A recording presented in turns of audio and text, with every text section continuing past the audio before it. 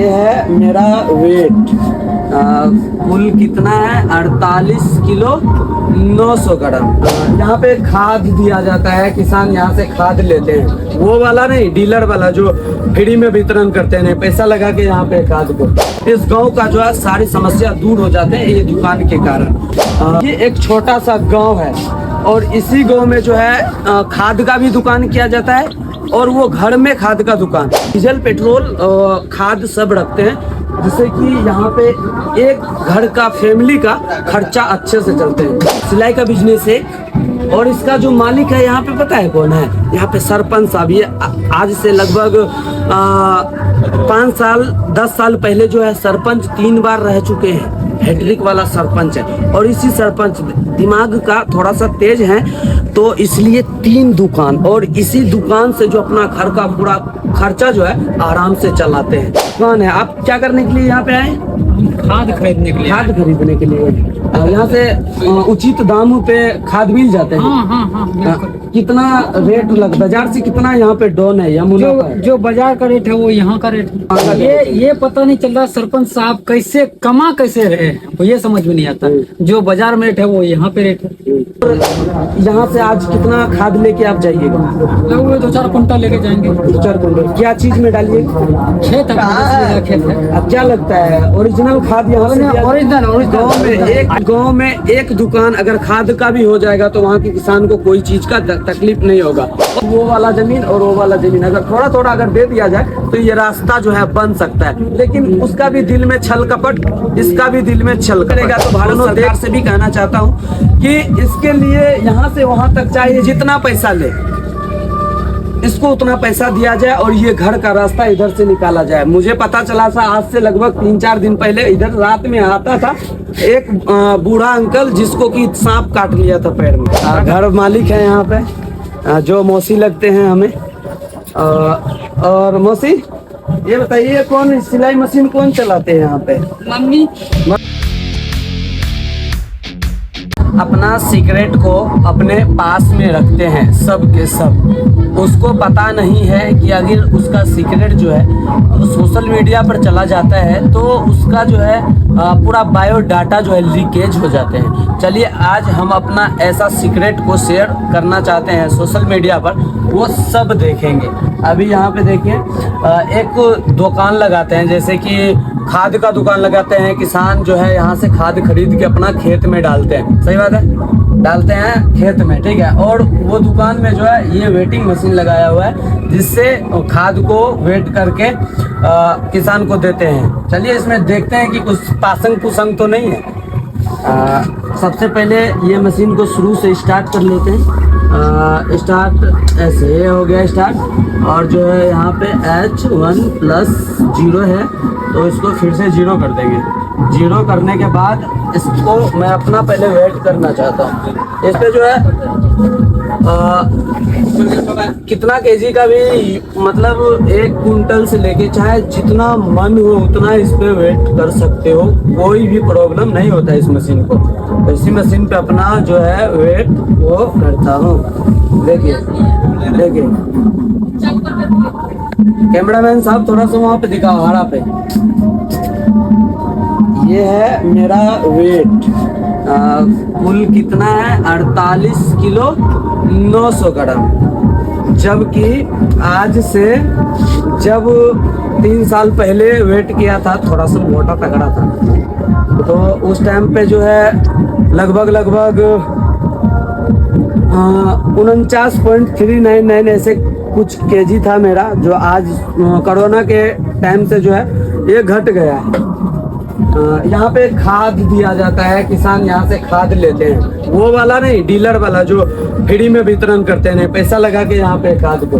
और एक घर में जो है छोटा बिजनेस कर रखे हैं। इधर एक घर में जो है यहाँ पे बिजनेस किया जाता है, मतलब दुकान किया जाता है। घर में रह के भी अपना बिजनेस जो है छोटा मोटा भी स्टार्ट कर सकते हैं। इसी तरीके से छोटा मोटा बिजनेस जो यहाँ पे जो है इस गांव का जो है सारी समस्या दूर हो जाते हैं ये दुकान के कारण।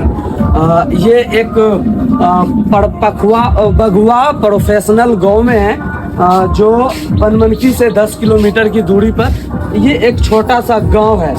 और इसी गांव में जो है खाद का भी दुकान किया जाता है और वो घर में खाद का दुकान। कोई कोई लोग कहता है कि मैं बिजनेस करूंगा तो क्या चीज़ का करूंगा, मुझे कुछ समझ नहीं आ रहा है। तो इनसे उनको सीखना होगा कि एक छोटा सा घर में भी अपना डीजल पेट्रोल, और हालांकि ये डीजल पेट्रोल खाद सब रखते हैं, जिससे कि यहाँ पे एक घर का फैमिली का खर्चा अच्छे से चलते हैं। उसके अलावा साथ साथ जो लड़कियाँ नौकरी के तलाश में रहते हैं उसको कुछ जानकारी नहीं होते हैं कि हम कौन सा नौकरी करें, तो उनके लिए जो है एक परफेक्ट सिलाई मशीन का बिजनेस है जो घर पे रख के अपना 10-20 हज़ार लगा के गांव का शादी का जो है अटैचमेंट आप ले सकते हैं और अच्छा से डिजाइन करके उसको सिल के दे सकते हैं। तो सिलाई का भी बिजनेस जो है वो घर में रख के कर सकते हैं। यहाँ पे देखिए, हालांकि इस घर को मैं इसलिए दिखाया ताकि मैं इस मौके को मैं इंतजार कर रहा था लगभग 10 दिन से कि कोई एक ऐसा टाइम मिले जो हम इस घर में आके इस घर का सारी बिजनेस को मैं दिखाएं, ताकि यहाँ के लोग इस बिजनेस को देख के जो है सीखे। सिलाई का बिजनेस है और इसका जो मालिक है यहाँ पे पता है कौन है?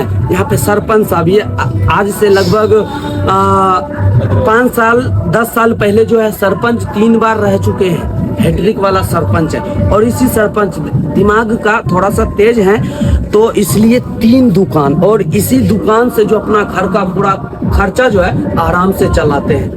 तो और यहाँ के जो दुकान है, आप क्या करने के लिए यहाँ पे आए?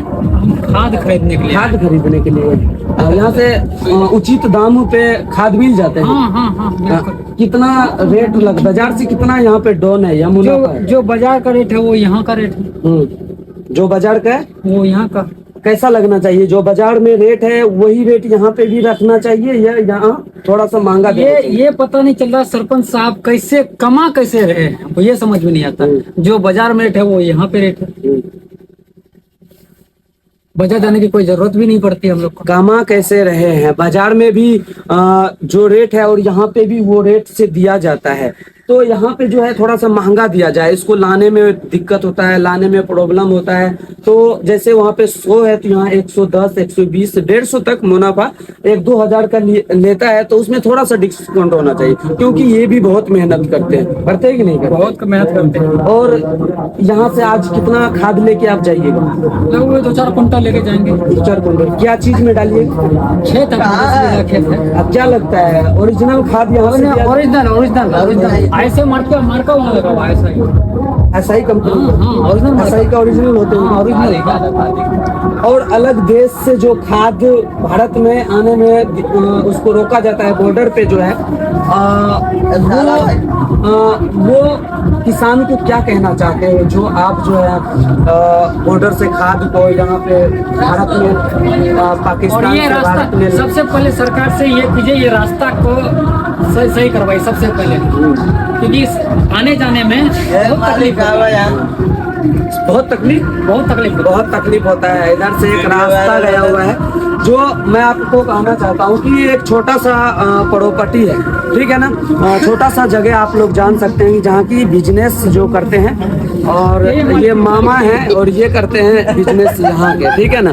तो यहाँ के गांव में एक दुकान अगर खाद का भी हो जाएगा तो वहाँ के किसान को कोई चीज का तकलीफ नहीं होगा। और एक बिहार सरकार की तरफ से रोड का जो है बार समस्या जो है उलझता रहता है। कहीं भी जाते हैं तो रोड का जो है समस्या जो है उलझा रहता है। कैसे कि जहाँ भी जाता हूँ, कहीं भी अगर मैं जाके रिपोर्टिंग करता हूँ तो वहाँ पे अक्सर लोग बताते हैं कि रोड का समस्या है। ये रोड देखिए, अभी यहाँ गाड़ी लेकर जा रहे हैं।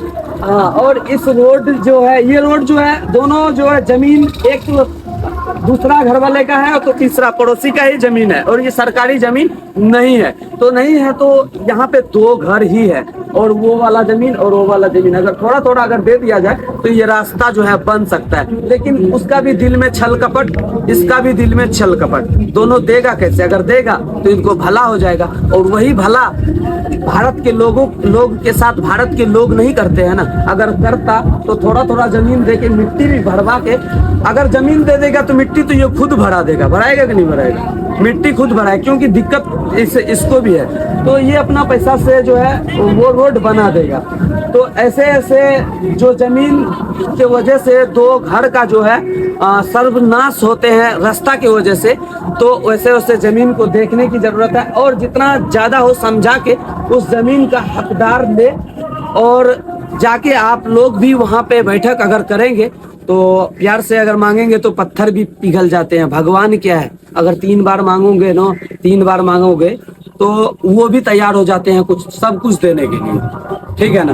तो अगर उससे प्यार से मांगिएगा तो थोड़ा थोड़ा जमीन दे देंगे, प्रयास कीजिएगा। अगर नहीं करेगा तो भारत सरकार से भी कहना चाहता हूँ कि इसके लिए यहाँ से वहां तक चाहिए जितना पैसा ले, इसको उतना पैसा दिया जाए और ये घर का रास्ता इधर से निकाला जाए। मुझे पता चला था आज से लगभग 3-4 दिन पहले, इधर रात में आता था एक बूढ़ा अंकल जिसको कि सांप काट लिया था, पैर में काटा था, सांप काट लिया था। तो ऐसे ऐसे रास्ता पे जो है भारत सरकार की तरफ से भी कुछ न कुछ रास्ता बनवाया, तब जाके ये घर और वो घर का जो समस्या है सब दूर हो पाएगा। और ऐसा अगर बिजनेस करना चाहते हैं तो आप भी कर सकते हैं अपना घर में, और एक घर का फैमिली का खर्चा जो है आराम से निकाल सकते हैं। सही बात है। घर मालिक है यहाँ पे जो मौसी लगते हैं हमें। और मौसी ये बताइए कौन सिलाई मशीन कौन चलाते हैं यहाँ पे? मम्मी। मतलब यहाँ पे एक दिन में कितना हो जाता है यहाँ फिर भी? 200-400। और आप कौन हो भाई साहब? हैं? ये नहीं है, इसके मुंह में आवाज नहीं है। तो बिजनेस अगर कोई भी हो तो वो छोटा बड़ा नहीं होते हैं। और जो है ये मुड़ी लुका दी है, क्योंकि आधा से ज्यादा सरकारी लोग जो है जब कैमरा लेके पहुंचते हैं तो सोचता है, लगता है सबका जो हम हक मांगने के लिए हम कैमरा लेके पहुंच गए उसके पास। तो कैमरा से भी नहीं डरिए। अगर छोटा सा भी बिजनेस करते हैं तो आपका सबसे बड़ा प्रॉब्लम जो है घर का चलना वो दूर हो सकता है। बाकी ये मेरा प्रयास है बिजनेस से। आप लोगों को कैसा लगा कमेंट करके बताना। और मेरा एक सीक्रेट जो सोशल मीडिया पर फॉरवर्ड कर दिया हूँ, देखता हूँ कि इससे मुझे कितना धाड़ा लगते हैं, उसके बारे में भी कमेंट करके जरूर बताना। तब तक के लिए मैं दिलदार सन ऑफ मजदूर सस्तक के लिए जय हिंद।